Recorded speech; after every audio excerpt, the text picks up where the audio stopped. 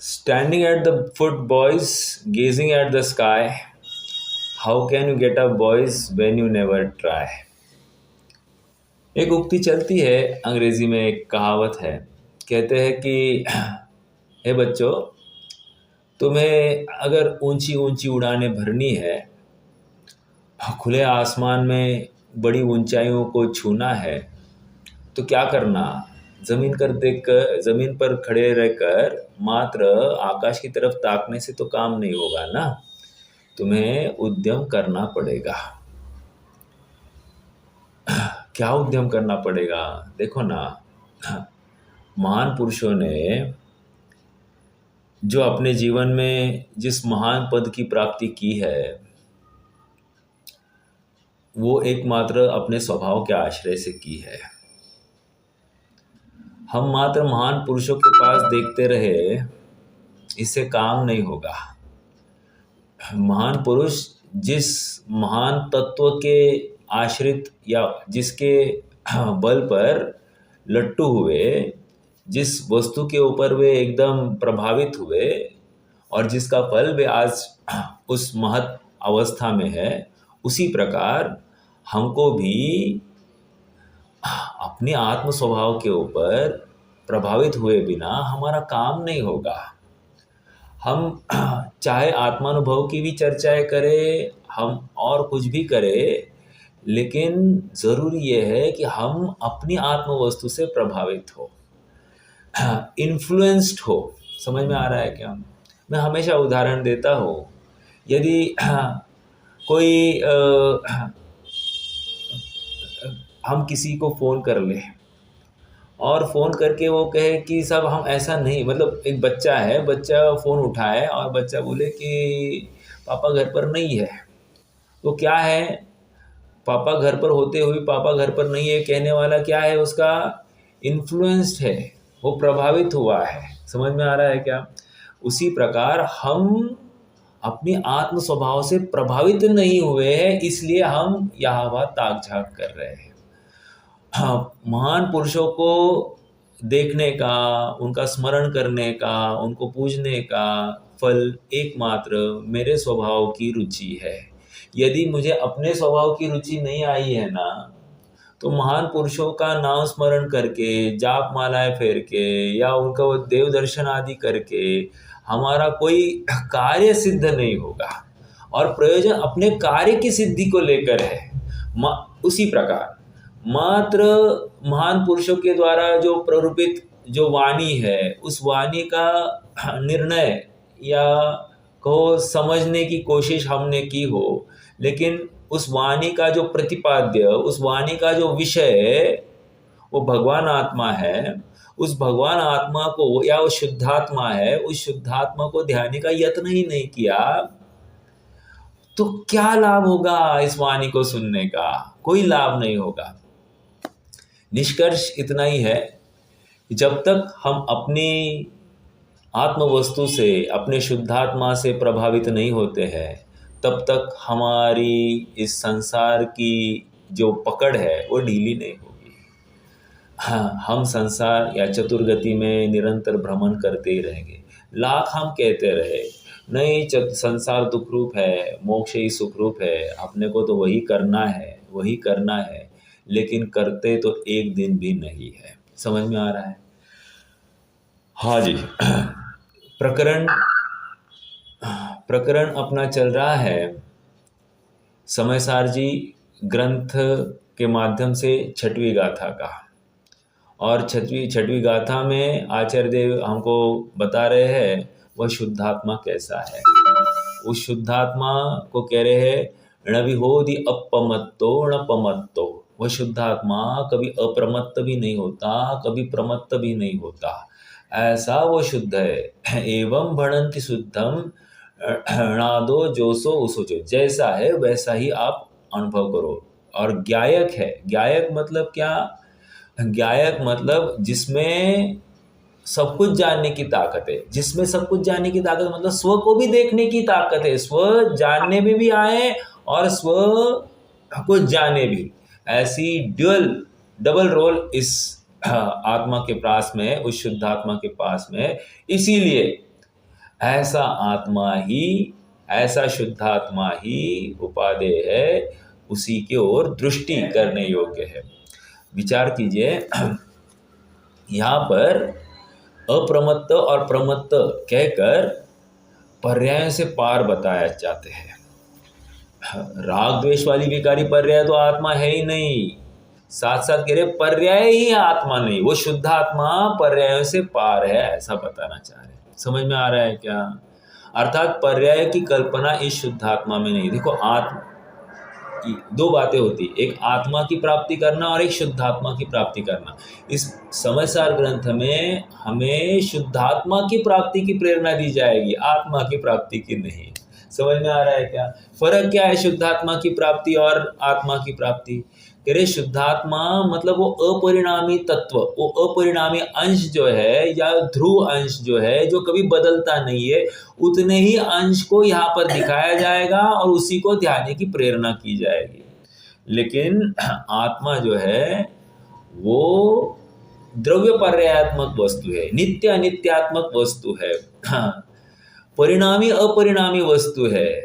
तो अखंड वस्तु तो ऐसी ही है, लेकिन हमारी दृष्टि उस अखंड वस्तु से हटाकर मात्र जो एक सामान्य अभेद ऐसी जो वस्तु है, नित्य ऐसी जो वस्तु है, उसी वस्तु के ऊपर हमारी दृष्टि कराई जाएगी। समझ में आया?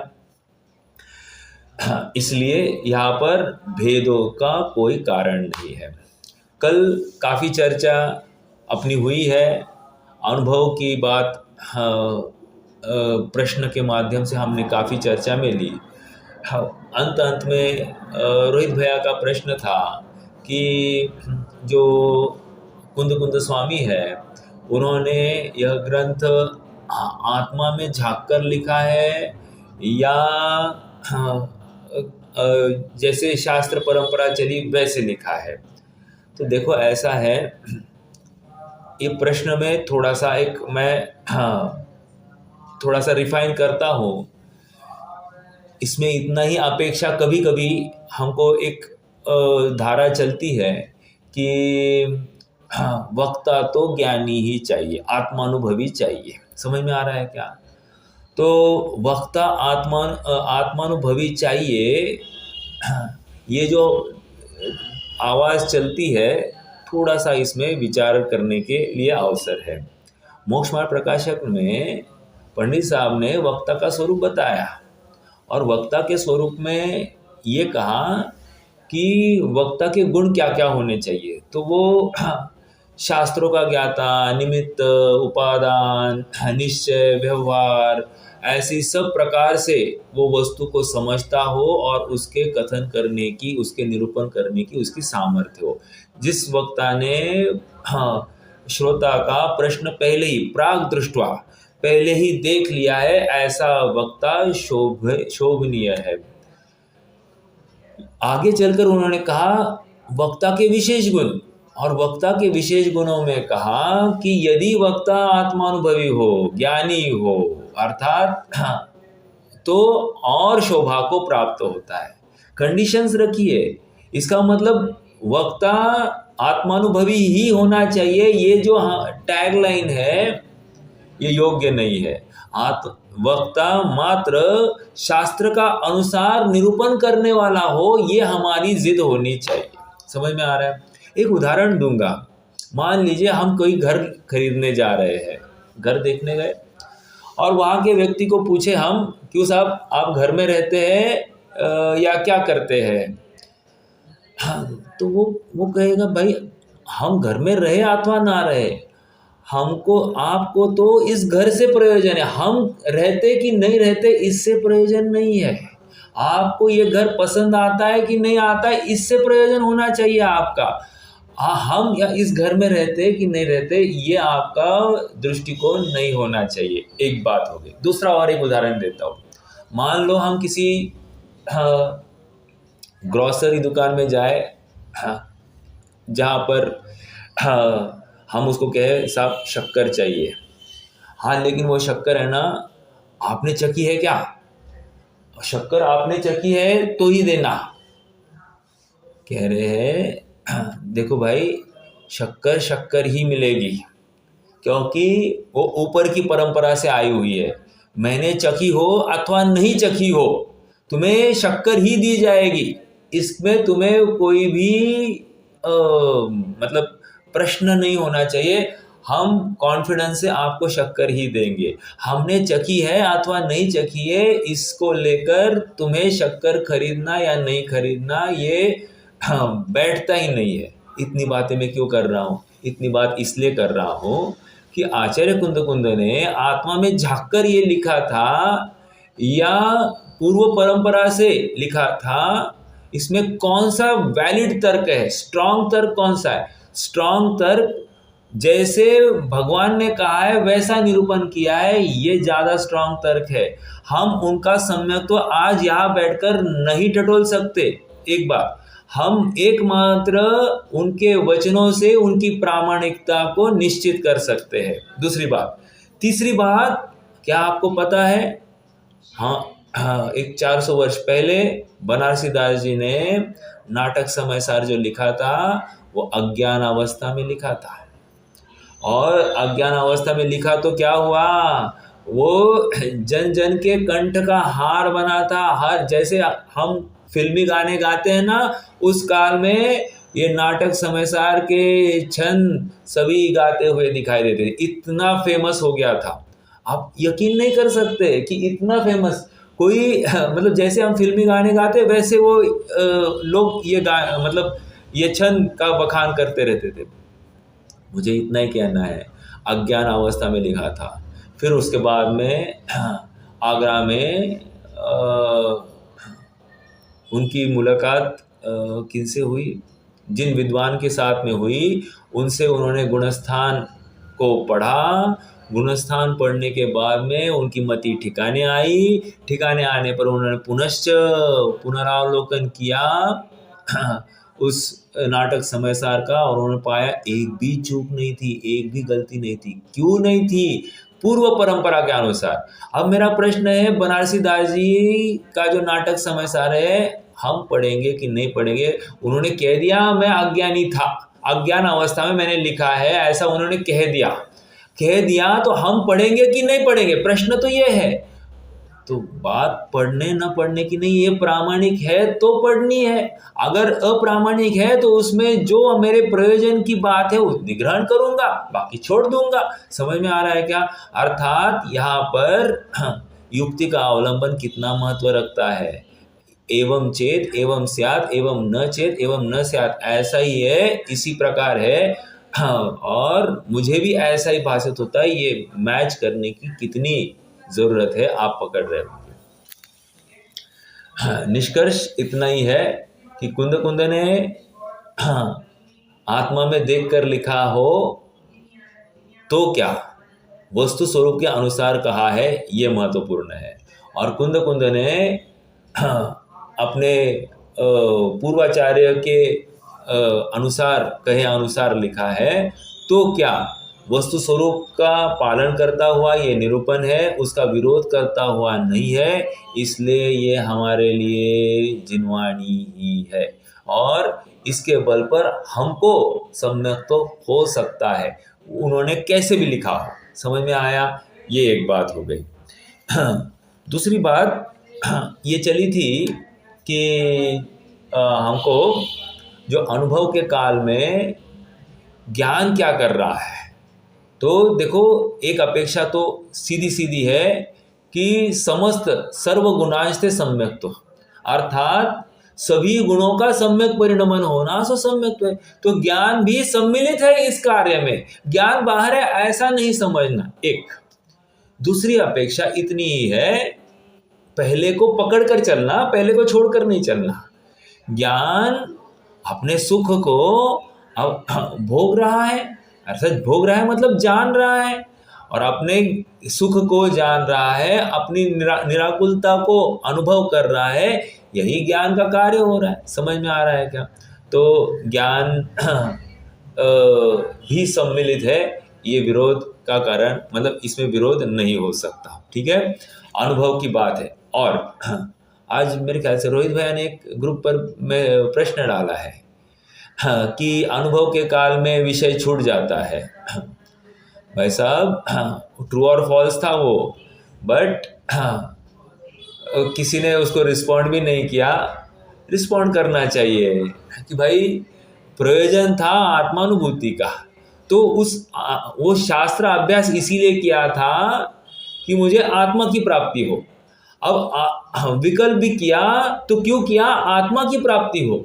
जैसे मैंने विकल्प किया मुझे हलवा चाहिए, तो हलवा बनाया, हलवा बनाने के बाद में अब मैं उसको क्या करूंगा साहब? देखते रहूंगा या भोग करूंगा? भोगना चाहिए कि नहीं भोगना चाहिए? बराबर है कि नहीं? तो विषय का ग्रहण होता है, विकल्प का अभाव होता है, विषय का ग्रहण होता है। समझ में आया? ठीक है। तो ये बात भी विचारणीय है कि हमको अनुभव के काल में विकल्प का अभाव और विषय का ग्रहण होता है। ठीक है? और विकल्प का अर्थ राग द्वेष का अभाव। समझ में आ रहा है क्या? विकल्प का अर्थ ज्ञान हमेशा विकल्प ही करता है, वो विकल्प यहाँ पर नहीं लेना है। विकल्प का अर्थ इष्ट अनिष्ट कल्पना, राग द्वेष जो हो रहा है उस राग द्वेष का अभाव अनुभूति के काल में होता है। बस समझ में आया क्या? यहाँ पर विकल्प को आप ज्ञान विकल्प करता है, ज्ञान विकल्प करता है, तो ज्ञान के माध्यम से यह आत्मा अच्छा है, वो अच्छा राग द्वेष की ओर झुक रहा है। समझ में आया?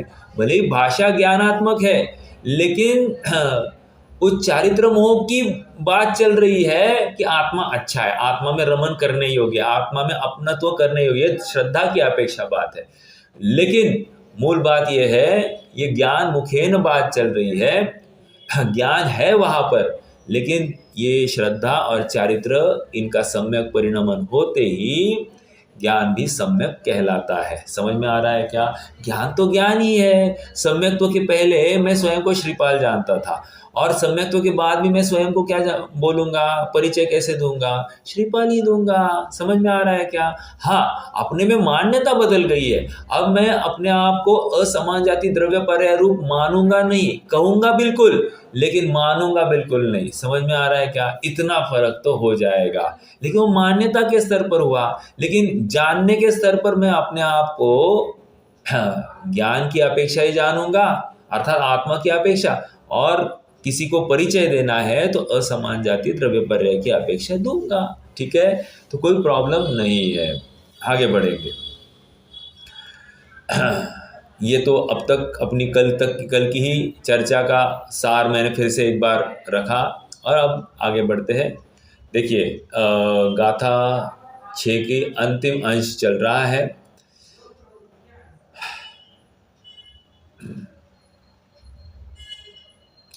पृष्ठ क्रमांक 20 पर है, 21 पर है, 21 पर है मेरे ख्याल से, नहीं 20 पर आ जाइए।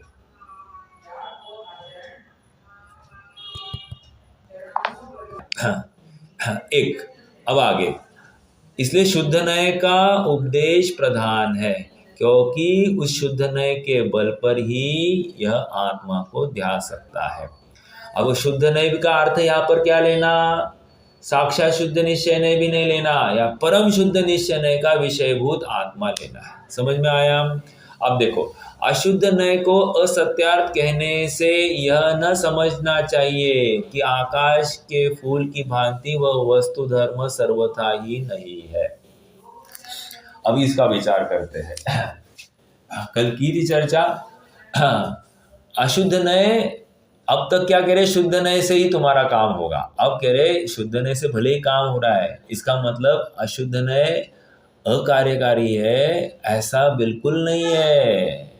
क्योंकि अशुद्ध नय भी दिखा तो रहा है ना कुछ, और अशुद्ध नय की स्वीकृति नहीं करे, मात्र शुद्ध नय की स्वीकृति करे तो निश्चयाभास होगा। और फिर ये संसार अवस्था किसकी? ये बहुत बड़ा प्रश्न होगा। और संसार अवस्था का अभाव का प्रयास कौन करेगा और क्यों करेगा? नहीं करेगा। समझ में आया? इसीलिए शुद्ध नय का एप्लीकेशन करना है तो पहले ये स्वीकार करना पड़ेगा कि ये संसार अवस्था मेरी है, मैं दुख रूप को, अर्थात अशुद्ध नय के माध्यम से तो परिचय कराया जाएगा। इसलिए सर्वथा हे है ऐसा नहीं, प्रयोजन परक सत्य वो भी है। जो ये मान ही नहीं रहा है कि ये संसार में जो विकृतियां हो रही वो मेरी उपज है, मेरा अपराध है, जो मान नहीं रहा है उसके लिए है। ये समझ में आ रहा है? आइए आइए थोड़ा आगे बढ़ते हैं। ऐसा सर्वथा एकांत समझने से मिथ्यात्व होता है, इसलिए स्याद्वाद की शरण लेकर शुद्ध नय का आलंबन लेना चाहिए। ठीक है। प्रकरण कहाँ से चल रहा है? मैं प्रमत्त नहीं, अप्रमत्त नहीं, एवं भणंत शुद्ध, है ना। मतलब एक मात्र ज्ञायक भाव, ज्ञायक भाव भिन्न उपासित होता, भिन्न उपासित होता है। भिन्न उपासित होता है मतलब क्या? पर्याय से पार, राग द्वेष से पार, ऐसा वो शुद्ध, एक अखंड त्रिकाली, एक अपने में एकत्व लिए, पर से भिन्नत्व लिए। समझ में आया? इतना भिन्नत्व या पृथकत्व लिए, ऐसी यह वस्तु है। भिन्नत्व दो अपेक्षा लगाना इस शुद्ध की, एक तो पर पदार्थों के साथ में भिन्नत्व एक, और दूसरा अपने में उत्पन्न होने वाले जो मोह राग द्वेष रूप वो पर्यायी परिणाम है, पर्याय में अवस्थाभूत जो परिणाम है उस परिणामों से भी भिन्न है। समझ में आया? अब आगे लीजिए और चलिए। ऐसा सर्वथा एकांत समझने से मिथ्यात्व होता है, इसलिए स्याद्वाद की शरण लेकर शुद्ध नय का आलंबन लेना चाहिए। स्याद्वाद की शरण कितना महत्वपूर्ण बिंदु लगा रहे हैं। मात्र इस वचन की, इस शुद्ध नय की शरण लेकर तुम्हारा काम होगा ये नहीं कह रहे। स्याद्वाद, स्याद्वाद कहकर पहले तुम्हारी अशुद्धि की स्वीकृति करो, और साथ साथ तुम शुद्ध स्वभाव वाले हो ये भी स्वीकार करो। पर्याय की अशुद्धि स्वीकार करना और स्वभाव की शुद्धि स्वीकार करना, ये दोनों काम करने पड़ेंगे। लेकिन सबसे पहले पर्याय की अशुद्धि स्वीकार हुए बिना शुद्ध नय रूपी साबुन चलाया नहीं जा सकता। कपड़ा मैला है ये समझने के बाद ही उसके ऊपर साबुन लगाया जाएगा। वो कपड़ा मैला ही नहीं है तो उसको साबुन कौन लगाने का प्रयास करेगा? और साबुन लगाया तो काम हुआ है ऐसा भी नहीं, पानी से धोना पड़ेगा। समझ में आया? देखो साबुन भी किसी अपेक्षा से मिलावट ही है, मैल ही है। भले ही साबुन का प्रयोग वो मैल निकालने के लिए किया है, लेकिन मैल साबुन लगाया तो भी कपड़ा साफ हुआ क्या? नहीं। उस कपड़े को साफ करने के लिए वो शुद्धात्मा की अनुभूति रूपी पानी या जल से ही उस विकल्प को शांत करना होगा। समझ में आया क्या? शुद्धात्मा, शुद्ध नय का जो विकल्प है वो साबुन का प्रयोग जैसा है, ठीक है। और जो अनुभूति है वो अनुभूति वो जल के समान है, जो इस विकल्प का भी अभाव करती है। समझ में आया? विकल्प कौन सा? मैं शुद्ध हूँ, मैं बुद्ध हूँ, ऐसे आठवें नय का विषयभूत नयाधिराज परम पारिणामिक भाव वाला जो विषय है, परम शुद्ध निश्चय नय का जो विषयभूत है, ऐसा उस आत्मा, अभेद अखंड आत्मा की बात है। ठीक है, चलिए और आगे। अब इस बिंदु के ऊपर प्रश्न खड़े हुए थे, इसलिए स्याद्वाद ही शरण लेकर शुद्ध नय का आलंबन लेना चाहिए। स्वरूप की प्राप्ति होने के बाद शुद्ध नय का भी आलंबन नहीं रहता। समझ में आया? जिसको हलवा अब स्वाद ले रहा है तो हलवे में क्या क्या डाला है ये वो विचार करता है क्या? देखो, हलवे का स्वाद लेने के बाद में कदाचित फिर से विकल्प आ सकता है क्या क्या डाला है, लेकिन हलवा का भोग जब हो रहा है उस समय में उसको उसका विकल्प नहीं है, और जो विकल्प कर रहा है उसको हलवे का स्वाद नहीं आ रहा है। सीधी सी बात है। ठीक है, आगे बढ़ेंगे। देखो और बताओ आपको, ऐसा है, मुनिराज आहारचर्या के लिए आए हैं। ठीक है, आहारचर्या के लिए जब आते हैं तो मौन लेकर आएंगे एक, और घर में प्रवेश नहीं करते हैं। गेट खुला होना चाहिए, गेट को हाथ नहीं लगाएंगे, बराबर है। हाँ, बरामदे में 2/3 बरामदा पार किया हो उतना ही आएंगे, डायरेक्ट अंदर नहीं आएंगे, आदि आदि बहुत सारे नियम हैं। आहार की चर्या उनकी हो गई, ठीक है, यथार्थ विधि मिल गई। हाँ, तो शुद्धोपयोग करेंगे कि नहीं करेंगे? मुझे तो शुद्धोपयोग की बात करनी थी। तो शुद्धोपयोग करेंगे कि नहीं करेंगे?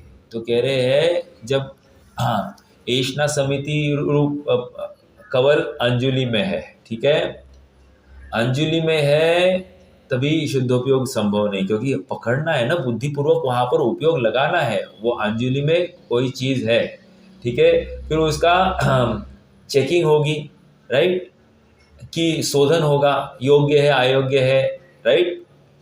फिर उसके बाद में तभी भी शुद्धोपयोग नहीं कर सकते क्योंकि उपयोग बाहर है। फिर उसका ग्रहण अर्थात चबाना चालू होगा, चबाने के लिए भी उपयोग, चबाने के लिए लगना चाहिए, वो भी उस समय में शुद्धोपयोग नहीं होगा। एक बार निगल लिया, एक बार वो आहार निगल लिया, उस पर्टिकुलर केस में वे शुद्धोपयोग कर लेते हैं। समझ में आया? अब मुझे ये क्यों कहने का भाव हुआ? इसलिए हुआ कि जब तक विकल्प है उस आहार संबंधी तब तक उनको शुद्धोपयोग नहीं हो पा रहा था, जैसे ही निगल लिया शुद्धोपयोग हो गया। मेरा प्रश्न है, भले ही वे आहार का शोधन कर रहे थे, सब बातें कर रहे थे, उनका ज्ञान का गे क्या चल रहा होगा? उनकी विचारधारा में किसकी महिमा ज्यादा होगी? क्या होगा चिंतन धारा में? अरे आत्मा की ही, आत्मा का ही भान उनको होना चाहिए। समझ में आ रहा है क्या? इसके अलावा और क्या करेंगे?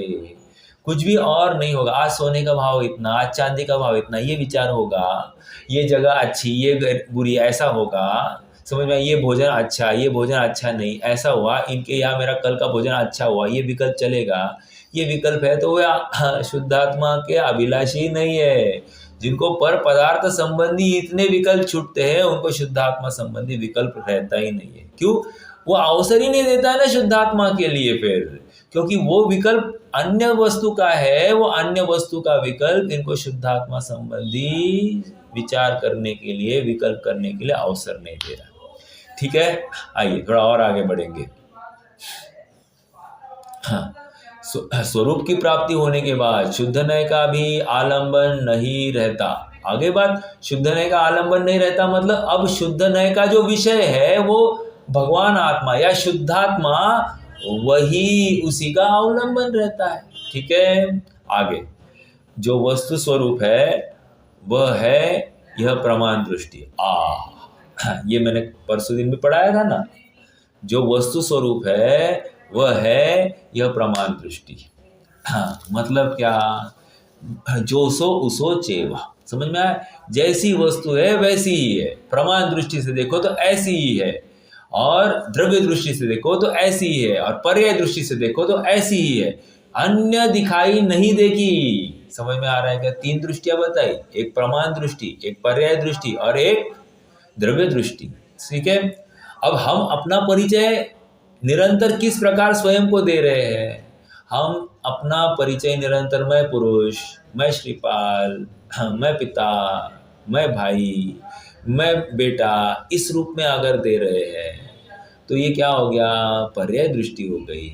और पर्याय दृष्टि करते करते अपना काम नहीं होगा। ठीक है, हाँ, द्रव्य दृष्टि क्या है? स्वभाव है, स्वभाव है, लेकिन स्वभाव में पर्याय का भान नहीं हो तो मात्र स्वभाव का अवलंबन भी कार्यकारी नहीं होगा। ठीक है, तो फिर प्रमाण दृष्टि की आवश्यकता कितनी है? अखंड वस्तु का निर्णय होना जरूरी है, और फिर उस अखंड वस्तु के माध्यम से मेरा प्रयोजन का विषयभूत ऐसे द्रव्य दृष्टि का प्रयोग किया जाएगा। समझ में आया? आइए, इसका फल वीतरागता है। फिर से ये है, ये बोल्ड में आप कर दीजिए और बारंबार चिंतन करना। जो वस्तु स्वरूप है वह है, और ऐसा जो वस्तु स्वरूप है यही प्रमाण दृष्टि है, और इसका फल वीतरागता है ना। What does this mean? आप मुझे बताइए। प्रमाण दृष्टि का फल ही वीतरागता है तो साहब हमको द्रव्य दृष्टि क्यों कराने ले जा रहे हैं? प्रमाण दृष्टि का फल आगे अगर वीतरागता है तो द्रव्य दृष्टि का क्या प्रयोजन रहा?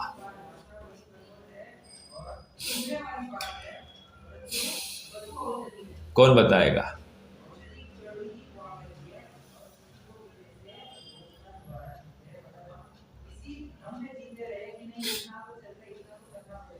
कोई नहीं।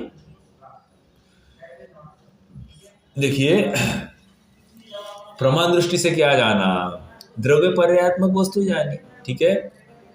अर्थात स्वभाव भी देखा, बदल कर भी ना बदलना यह वस्तु का स्वरूप है। नित्य नित्यात्मक वस्तु दिखाई दे रही है, समझ में आया? प्रमाणात्मक वस्तु अर्थात इसमें कर्ता भी मैं, कर्म भी मैं, ऐसा दिखाई दे रहा है। जब ये सब नक्की हो रहा है, सारा परिणमन मुझ में हो रहा है, ऐसा होते हुए मैं पररूप हो नहीं रहा हूँ, ये स्वीकार हो गया। जब ये स्वीकार हो गई तो अपने आप पर के प्रति अपेक्षा, इच्छाएं, कांक्षाएं रहेगी क्या? नहीं रहेगी। पर से अपना कुछ लाभ दिखाई देगा। आज चांदी 3 लाख हो गई, तो अब इसमें हमको क्या लग रहा है? नुकसान लग रहा है या फायदा लग रहा है? द्वेषी नहीं होंगे तो हाँ, उसका फल वीतरागता ही तो है ना, और क्या है? समझ में आ रहा है? अर्थात राग, वो राग द्वेष संबंधी जो आकुलता चल रही थी निरंतर, वो धारा टूट गई ना। और टूट गई थी इसका मतलब क्या? मैं अपने स्वभाव के को ध्यान रहा हूँ, ये फैक्ट है।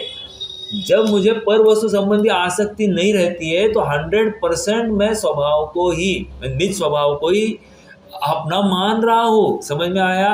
निज स्वभाव का ही स्वामी बन रहा हूँ, पर वस्तु का या पर स्वभाव का स्वामी नहीं बन रहा हूँ। समझ में आया? और जैसे ही पर स्वामित्व हट गया, निज स्वामित्व आ गया, वितरागता प्रकट हो गई है। समझ में आया? तो ये छठवीं गाथा के माध्यम से हमको अनुभव की प्रक्रिया का भी ज्ञान कराया जा रहा है। मात्र जानकारी कार्यकारी नहीं है, हमको ऐसे प्रभावशाली वस्तु स्वभाव से प्रेरित होकर उसी में अपनत्व करना है। समझ में आया? अगर हम प्रभावित नहीं हुए अपनी वस्तु से, नियम से हम पर पदार्थ से ही प्रभावित होते रहेंगे। समझ में आया? ये अच्छा ये बुरा यही करते रहेंगे। आज जितने भी आकुलता, डिप्रेशन के कारण हमारे आसपास दिखाई दे रहे होंगे, इसका एकमात्र कारण वस्तु स्वरूप का की जानकारी का नहीं होना। समझ में आया? देखो, अन्य मतियों में भी कहा है क्या? समय से पहले और भाग्य से अधिक। वहाँ संयोगों में भी समय से पहले और भाग्य से अधिक की बात रखिए तो उससे भी स्थिरता ही आई है। ऐसा ही होना था ये कहकर भी फिर से जो है उसको स्वीकार करने की प्रेरणा दी जा रही है। लेकिन संयोगों में अब हमारे यहाँ पर एक कदम आगे बढ़ रहे हैं। ठीक है, जो संयोग प्राप्त हुआ है ये अच्छा भी नहीं बुरा भी नहीं है, ये जिस समय में जो होना था वही हुआ है। ऐसा होते हुए भी उसका एक अंश भी मुझ में आता नहीं और मेरा एक अंश भी उसमें चला जाता नहीं। इतना नक्की होने के बाद में अब मैं क्यों उस पर पदार्थ संबंधी इष्टानिष्ट कल्पना करूंगा? नहीं करूंगा। तो अपने आप राग द्वेष का अभाव और स्वभाव में प्रवृत्ति, और जैसे ही प्रवृत्ति हो गई तो स्वभाव की प्राप्ति होती ही होती है, निर्विकल्प अवस्था प्रकट होगी ही होगी। ठीक है? हाँ जी, यह प्रमाण दृष्टि, इसका फल वीतरागता। इसके ऊपर अपन ने चर्चा की। वीतरागता मतलब राग द्वेष का अभाव। ठीक है? जहाँ राग द्वेष का अभाव पाया जाएगा वो वीतराग अवस्था होती है। इस प्रकार निश्चय करना योग्य है। यहाँ हाँ बोलिए बहन जी, बोलिए।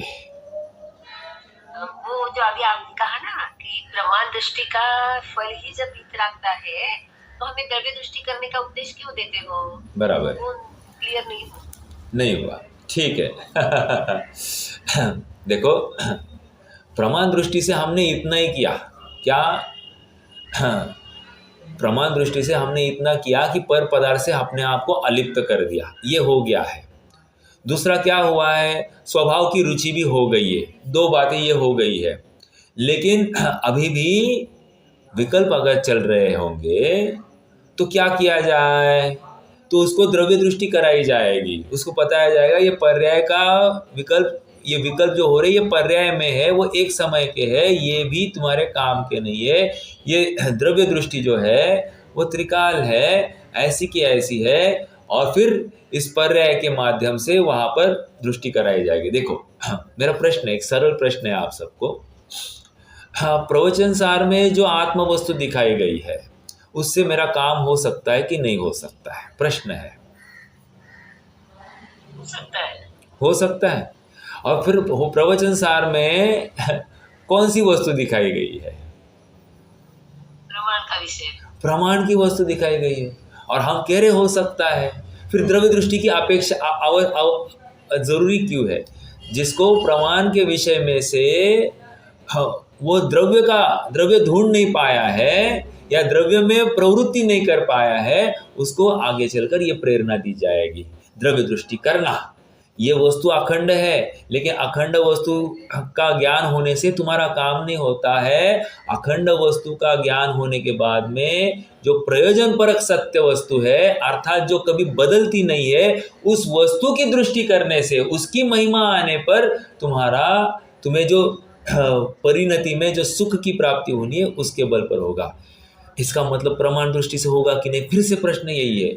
करने वाले को प्रमाण दृष्टि का निर्णय करके वो बराबर द्रव्य दृष्टि की वस्तु ही ग्रहण करता ही है। जैसे उत्पाद व्यय द्रव्य युक्तम सत, ये प्रमाण का विषय हो गया ना, उत्पाद व्यय और द्रव्य युक्तम सत द्रव्य लक्षणम। इतना ही समझ में आ गया, उसको अनुभूति हो सकती है, बिल्कुल हो सकती है, क्योंकि उसने क्या किया, उत्पाद व्यय को गौण किया और द्रव्य को मुख्य किया है।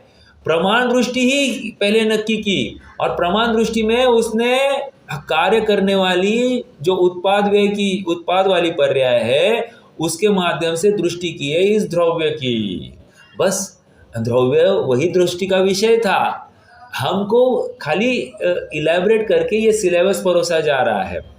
कार्य तो उसी प्रकार से होने वाला है, बट किसी किसी को वो एप्लीकेशन नहीं होता है, या कोई राग द्वेष को ही अपना स्वभाव मान बैठा है, कोई आगे चलकर कहेंगे गुण भेद को ही अपना स्वभाव मान बैठा है, वो उनके विकल्प में ही खड़ा है, वो आत्मा में नहीं जा रहा है। तो आत्मा में जाने के लिए उनको द्रव्य दृष्टि कराने के लिए ये सारा उद्यम है। कोई देखो, जैसा मरीज है वैसा उसके लिए उपचार है। अगर कोई थोड़े में समझ रहा है तो प्रवचन सार इज इनफ, आप समय सार पढ़ो भी मत, कोई प्रॉब्लम नहीं है। हमको काम होने से मतलब है।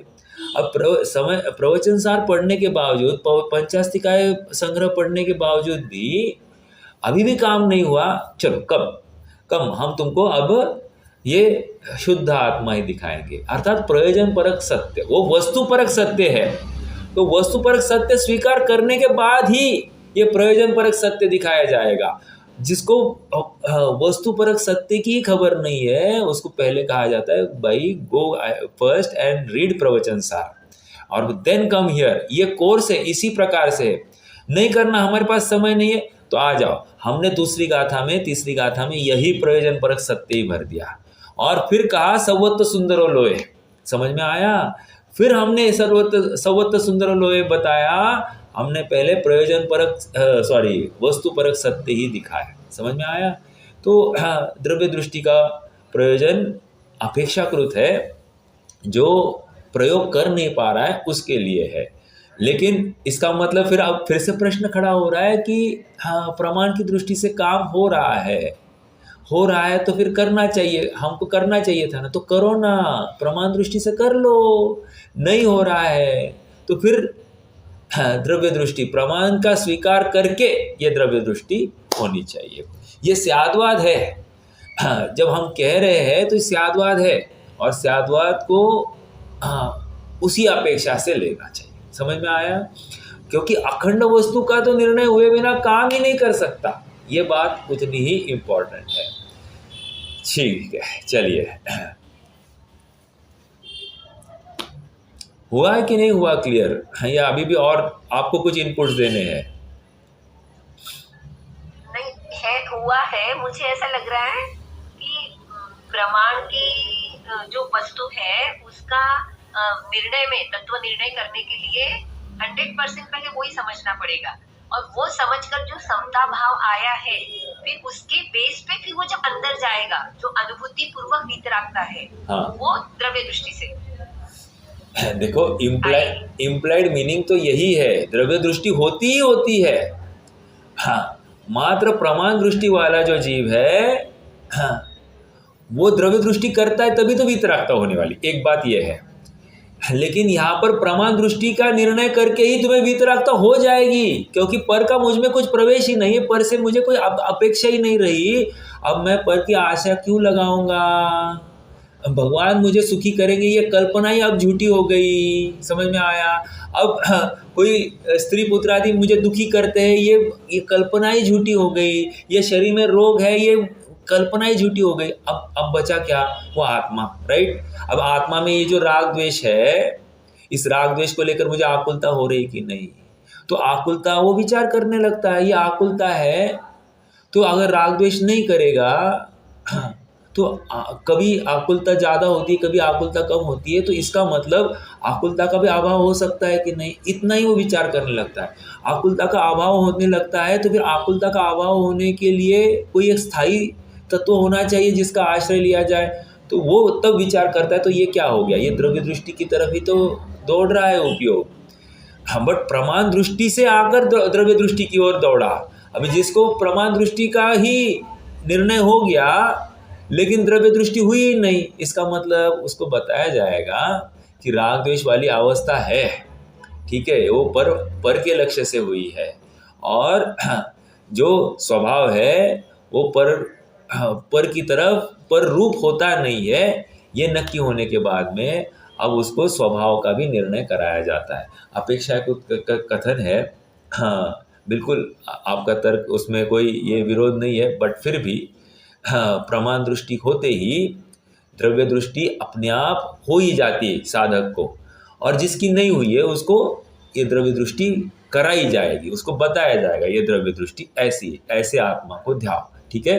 क्योंकि हर मरीज एक जैसा नहीं है, किसकी आकलन शक्ति कम है, किसी आकलन शक्ति ज़्यादा है, तो जैसा सामने शिष्य बैठा है उसके अनुसार उसको बताया जा रहा है, ठीक है? हाँ बोलिए। ये जो प्रमाण का द्रव्य हम बोल रहे हैं, तो निसर्ग सम्यक दृष्टि को भी ऐसे प्रमाण का द्रव्य समझ में आएगा कि द्रव्य दृष्टि से ही उसका काम होगा? कैसे होगा? देखो, at the end of day मैं आत्मा हूँ इतना निर्णय कर लिया ना, मुझ में राग द्वेष नहीं है ये निर्णय कर दिया ना, मुझ में गुण भेद नहीं है ये निर्णय कर दिया ना, इसका काम हो जाएगा। अब ये काम लॉजिकली देखो तो द्रव्य दृष्टि का ही काम है, लॉजिकली यही काम है, लेकिन भावों के स्तर पर वो ये जानता है कि मैं अखंड वस्तु हूँ। एक भावों के स्तर पर वो जानता है कि मैं राग द्वेष कर नहीं सकता, बस इतनी सी बात है, और इसके बल पर वो सम्यक तो प्रकट कर लेता है। देखो और एक बात, जैसे देवागम स्तोत्र की एक कारिका है, क्या है, चौथी कारिका किसी को याद है? कश्चित एव भवेद गुरु, फिर आगे क्या है वो,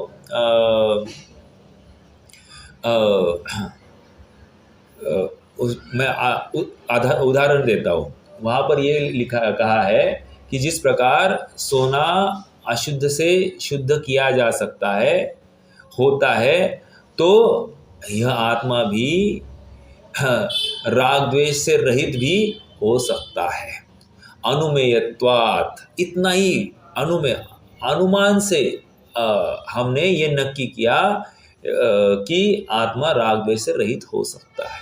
कैसे?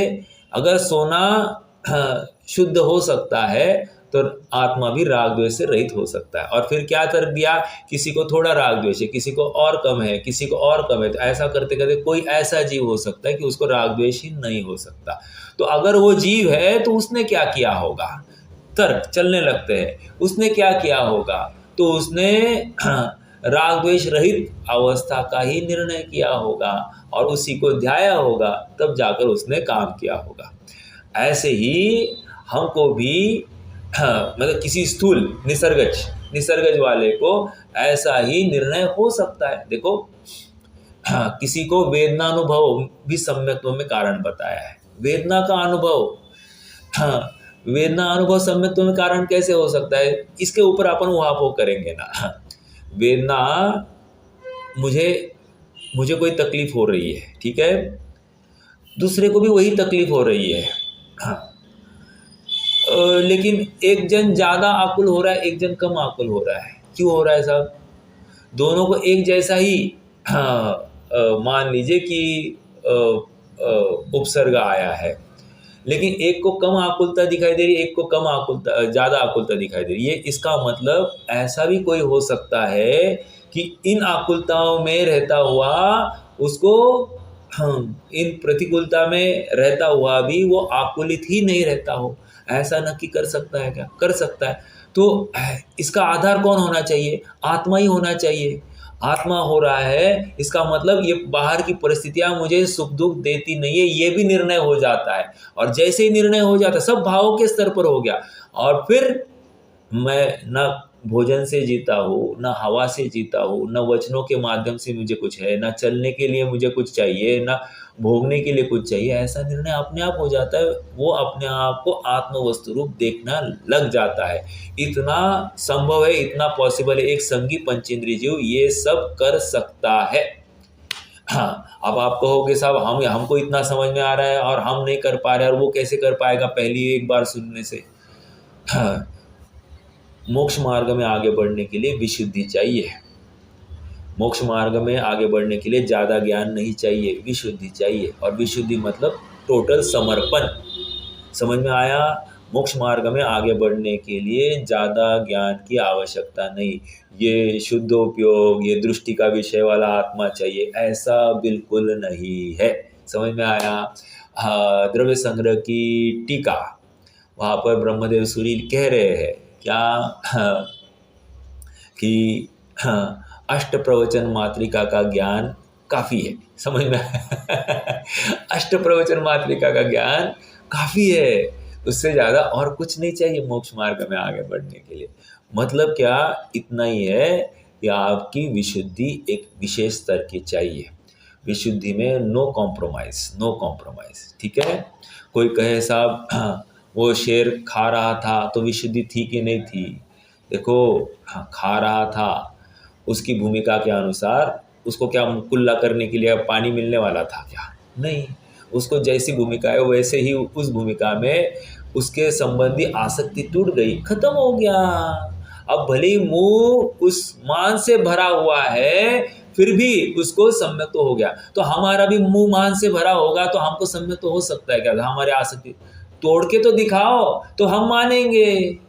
तो तुम खाली गप्पे मत लगाओ, खाली चर्चा करने से काम नहीं होता। तुम्हारी रुचि अगर होगी तो तुम बिल्कुल है उस अवस्था में, आत्मा की महिमा आने के बाद में बाकी सबको हे मानते हुए दिखाई दोगे। समझ में आ रहा है क्या?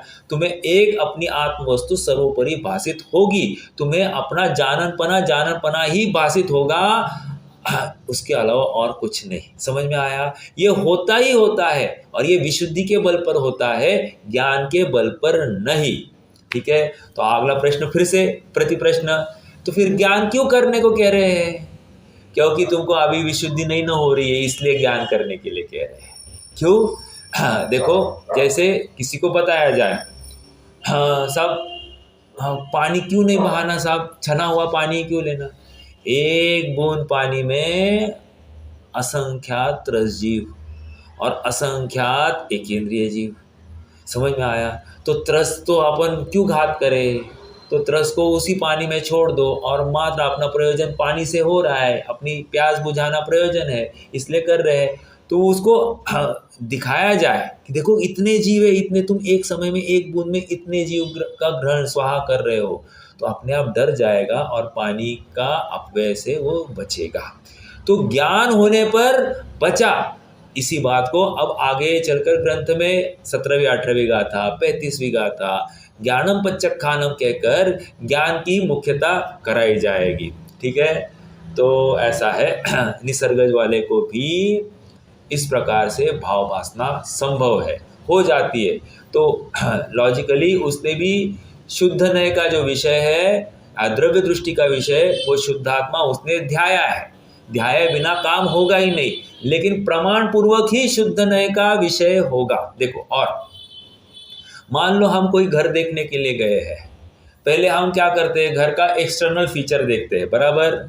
एक्सटर्नल फीचर देख लिया, हाँ ठीक लगा, अब क्या करेंगे, अंदर से भी देखेंगे, अंदर से भी ठीक लगा, हो गया, अब घर लेंगे, बराबर है कि नहीं। अर्थात फिर बाहर आकर देखेंगे, पहले प्रमाण का विषय हुआ, फिर अंदर जितने रूम से वो देखे, उसके कलर्स देखे, उसका वेंटिलेशन देखा, सभी देख लिया, उसकी टाइल्स देखी, सब कुछ देखा, उसके बाद में हम फिर बाहर आ गए, फिर घर को देखा, प्रमाण का विषय, और फिर घर को देखकर हमको अंदर की सब चीज़ें समझ में आ रही है कि नहीं आ रही है। अब ये निर्णय हो रहा है कि नहीं हमको ये वस्तु लेनी है या नहीं लेनी है, बिल्कुल हो रहा है। तो प्रमाण के वस्तु को देखकर भी हमको निर्णय हो रहा है, ये वस्तु ग्रहण करने योग्य है। समझ में आया। और वस्तु ग्रहण करने योग्य मतलब क्या, अखंड वस्तु का निर्णय है, लेकिन मैं अखंड वस्तु में किसी एक कमरे में ही रहूंगा कि नहीं रहूंगा, तो बस उस कमरे में मुझे आनंद होगा कि नहीं होगा, होगा ना। तो यही तो समझा रहे हैं। उसी प्रकार अखंड वस्तु को देखने के बाद में जो प्रयोजन परक सुख प्रदायी वस्तु है उसकी ओर दृष्टि जाती ही जाती है, जानी ही चाहिए। समझ में आया। तभी तो प्रमाण की वस्तु को देखकर निर्णय हो गया, वितरागता हो गई, ऐसा कहा जाएगा। ठीक है चलो अच्छी बात है। ऐसे प्रश्न तो आने ही चाहिए, क्या होता है उसके बिना विषय खुलता भी नहीं है। मैं तो अपने एक फ्लो में चलूँगा और यही होगा कि आप लोग सब समझ रहे हैं, लेकिन ऐसा प्रश्न आता है तो स्पष्टीकरण की अधिकता अपने आप दिखाई देती है। ठीक है, चलिए। सर, हाँ बोलिए ना। आपने अभी बोला कि शेर मांस खा रहा था, हाँ, उस समय उसे कोई कुल्ला करने नहीं आया, उसी वक्त उसे सम्यक दर्शन हो गए, तो उसके भाव कैसे रहेंगे उस समय? वो तो मांस खा रहा था, उसके भाव तो तब तो विकारी भाव थे। हाँ। फिर अचानक ऐसे भाव में क्या ये हो गया कि उसको सम्यक दर्शन प्रकट हो गए, विशुद्धि आ गई। ये विशुद्ध नहीं, आप योग्यता में मत जाइए, अभी आप भावों पर ही खड़े रहिए। योग्यता ने भाव खड़े किए ये मत करना। अभी पुरुषार्थ उसने किया है कि मैं आत्मा हूँ, मैं पर वस्तु को भोग नहीं सकता, ये मान्यता पुष्ट हो गई है। मैं तो एक चेतन हूँ और ये शरीर मैं नहीं हूँ, और इस शरीर का धर्म जो है सो है, और मैं इसका भोक्ता नहीं हूँ इस भक्ष्य का, ये धारणा में नक्की हो गया है। इसके बिना विशुद्धता हो नहीं सकती। और ऐसा परम पुरुषार्थ उस जीव ने किया, ऐसा परम भेद विज्ञान किया कि शरीर भिन्न और आत्मा भिन्न, और उसका वो पुरुषार्थ किया है उस समय में। इसका प्रमाण क्या, अरे 1 माह तक अखंड उसी स्थान पर खड़ा रहा है, चिड़िया आकर उसकी आंख नोच नोच कर चली गई है तो भी ये हिला भी नहीं है। और क्या प्रमाण चाहिए कि उस समय निर्णय हुआ नहीं था उसका। वो बाद में पुरुषार्थ करता दिखाई दे रहा है, लेकिन जिस समय में उसने वो सम्यक तो ग्रहण कर लिया, उसके पहले ही निर्णय हो गया था कि मैं पर का भोक्ता नहीं हूँ, पर का स्वामी नहीं हूँ। समझ में आ रहा है। मैं तो चेतन पदार्थ हूँ, ये 100% उसको विश्वास हो गया था। वो तो बाद में फल दिखाई दिया, उस समय में ही कार्य हो गया था। मैं ये कह रहा हूँ, समझ में आया। इसी को पुरुषार्थ कह रहे, इसी को विशुद्धि कह रहे हैं। विशुद्धि, और मैं अभी भी वही स्ट्रेस कर रहा हूँ, विशुद्धि के लिए ज्ञान नहीं, समर्पण आवश्यक है। मैं ऐसे स्वभाव वाला हूँ, ये विश्वास आवश्यक है। हमारी तकलीफ ये है कि हम ज्ञान की वृद्धि करने के लिए बहुत प्रयास करते हैं, लेकिन विशुद्धि के लिए प्रयास कहाँ है साहब। और अगर कदाचित प्रयास हुआ तो मान कषाय हो जाती कि मैं अमुक, ऐसा सीना तान के खड़ा हो जाता है। अर्थात वो अपने आप को पर्याय वाला ही मान रहा है। कहाँ वो अपने को वो स्वभाव वाला आत्मा मान रहा है, नहीं ना मान रहा है। ठीक है, तो ऐसा गुण पर्यायात्मक वस्तु होते हुए, द्रव्य पर्यायात्मक वस्तु होते हुए भी पर्याय का कहाँ ऊर्ध्वता करनी, द्रव्य की कहाँ ऊर्ध्वता करनी, इसका भान हमको होना चाहिए। और ये इसी को स्याद्वाद कहते हैं। पंडित साहब मोक्ष मार्ग प्रकाशक में कह रहे हैं, जहां अपने को व्यवहार की अधिकता होती दिखे तब निश्चय के ग्रंथ पढ़ के अपने व्यवहार को बैलेंस करना, और जहां पर निश्चय की अधिकता होती दिखे तो चरणानियों के शास्त्र पढ़ के अपने निश्चय को बैलेंस करना, अर्थात संधि बिठाना, उभयाभासी नहीं होना, संधि बिठाना। ठीक है ये भी अच्छा, ये भी अच्छा, ऐसा नहीं। प्रयोजन तो दोनों का माध्यम से एकमात्र अपना आत्मा ही होना चाहिए। समझ में आ रहा है? यस और कोई प्रश्न? नहीं, एक दो लाइन है। हाँ बोलिए बोलिए। मतलब विशुद्धि हमारे मिथ्यात्व के अनुभव को बहुत कम करेगी, ढीला करेगी। राइट, यूँ कहो, और यूँ कहो मिथ्यात्व का अनुभव फिर से, अगर आप अपन द्रव्य मिथ्यात्व कह रहे हैं तो वो द्रव्य मिथ्यात्व में हुई नहीं, आगे चलकर ये बात भी आने वाली है। यहाँ कह रहे मेरे स्वभाव संबंधी जो भ्रांति है उस भ्रांति को कम करेगी आसक्ति, और उसकी वजह से क्या होगा, मेरी पर पदार्थ में आसक्ति अपने आप, स्वामीपना अपने आप टूटता जाएगा। वो टूटना ही मिथ्यात्व का कमी होना है, और सहज ही उसके फल रूप वो मिथ्यात्व के टुकड़े टुकड़े होते दिखाई दे रहे हैं। वो तो उसका फल है, उस कर्मों में जो हो रहा है सो उसकी योग्यता अनुसार हो रहा है। लेकिन यहाँ तो मेरी वो जो पर पदार्थ की जो पकड़ है ना, ये मेरा, ये छूट न जाए, ये तकलीफ है। मैं आपको एक उदाहरण देता हूँ। आज मुझे एक फ़ोन आया, बताने नहीं चाहिए, बट फिर भी अपने को तो समझनी है बातें, कि साहब हमने चांदी 2 लाख से बेची और आज 3 लाख हो गई है। तो बोले नुकसान हो गया। मैंने कहा कितने में ली थी? बोले यही 65,000 में ली थी। तो भले आदमी 65 का 2 लाख हो गया, उसमें तुम्हें आनंद नहीं है, और तुम्हें 2 का 3 में नहीं मिला, उसका दुख है। अभी तकलीफ तो अपनी है, हम कैसे देखें? देखने वाला जिस प्रकार से देखेगा उसको वैसा प्रॉब्लम सॉल्व हो जाएगा। यदि उसको दिखाई दिया कि ये मुझे लाभ हो गया तो कोई प्रॉब्लम नहीं है। चलो उदाहरण तो एक बाजू में रह गया। At the end of day अपनी आसक्ति अपने सुख दुख को निर्णय कर रही है ना, कि इससे मुझे सुख है, यही तो मुझे दिख रहा है, और भाव आगे बढ़ गया तो इसके लिए मुझे दुख है, ऐसा दिखाई दे रहा है। लेकिन सत्यार्थ बात यह है कि ना भाव बढ़ने से मुझे सुख था, ना भाव घटने से मुझे दुख हो रहा है। बात तो मेरे अपनत्व को लेकर थी। जैसे अपनत्व हट गया, भाव कुछ भी हो जाए, कुछ भी फर्क नहीं पड़ता है। एक बात। दूसरी बात, वो पर पदार्थ है, उस पर पदार्थ से मेरा कुछ भी हिताहित होने वाला नहीं। ऐसा निर्णय होते ही उस पर पदार्थ के पीछे जो मैं भाग रहा हूँ वो भी कुछ फर्क पड़ता नहीं। निष्कर्ष इतना ही है कि हमको अपना आत्मा आत्म रूप से भाषित होता है कि नहीं, भिन्न उपासित होता है कि नहीं, ये बहुत महत्वपूर्ण लाइन डाली है आचार्य देव ने। वो भिन्न उपासित करने के लिए निरंतर प्रयास होना आवश्यक है, और जो ये प्रयास करता है उसको विशुद्धि होती ही होती है। और यहाँ पर प्रयास प्रामाणिक होना चाहिए। ठीक है, नहीं वो कर रहे इसलिए मैं कर रहा हूँ, ऐसा नहीं। वो आगे बढ़ा इसलिए मैं कर रहा हूँ, ऐसा नहीं। हमारा सारा प्रयास, इस जिन शासन का प्रयास एकमात्र शुद्ध आत्मा की प्राप्ति के लिए है।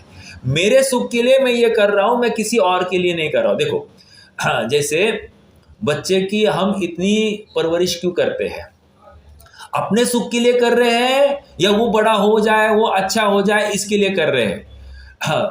लौकिक अपेक्षा उसको अच्छा मार्गदर्शन मिले इसलिए। लेकिन सच बात यह है कि हम अपने विकल्प की पूर्ति कर रहे हैं बच्चे की परवरिश कर कर।